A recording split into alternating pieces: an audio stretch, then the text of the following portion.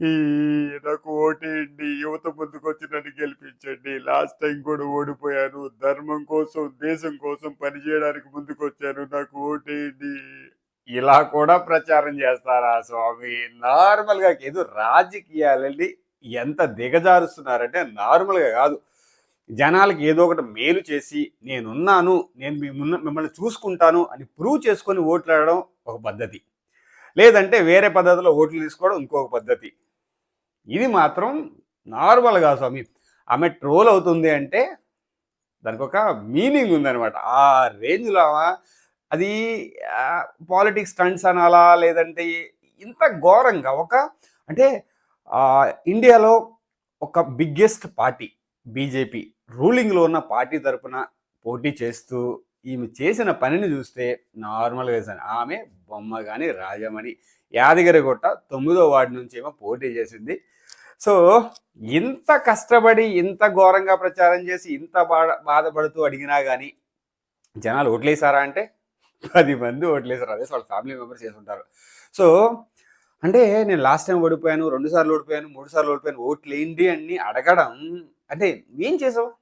మీరేం చేశారు జనాలకి అంటే ఓట్లు అప్పుడే వచ్చి ఓట్లు అడుగుతూ ఇలా స్టంట్స్ చేయడం నార్మల్గా లేసాం ఏడుస్తుంటే ఇలా కూడా ఓట్లు అడుగుతారని ఇప్పుడే చూశాను అనమాట.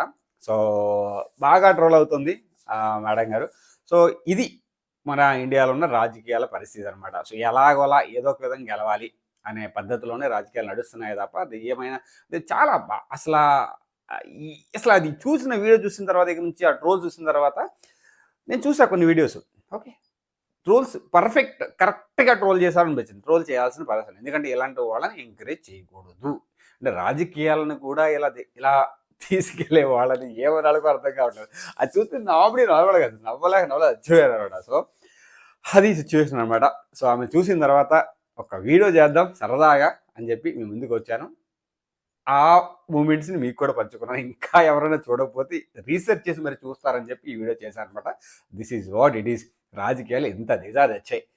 రాజకీయాలని ఇలా చేసి సచ్చారు. అంతేలెండి. ఏం చేస్తాం, మనం ఉన్న సిచ్యువేషన్, మనం ఉన్న పరిస్థితులు, జనాలు అలా ఉన్నారు కాబట్టి సోషల్ మీడియాలో ఎలాగో ట్రెండ్ అవుతాము, ఎలాగో ట్రెండ్ అయ్యి ఓట్లు తెచ్చుకుందాం ఆలోచించే పద్ధతిలో ఉన్నారంటే ఎంత ఏం చెప్పుకుంటాం చెప్పండి. So this is what it is. చెప్పాలనుకుని చెప్పేసాం. ఇంతకన్నా మాట్లాడడానికి ఏం లేదు. వెళ్ళిపోతున్నట్టు అయిపోయింది వీడియో క్లోజ్. బాయ్.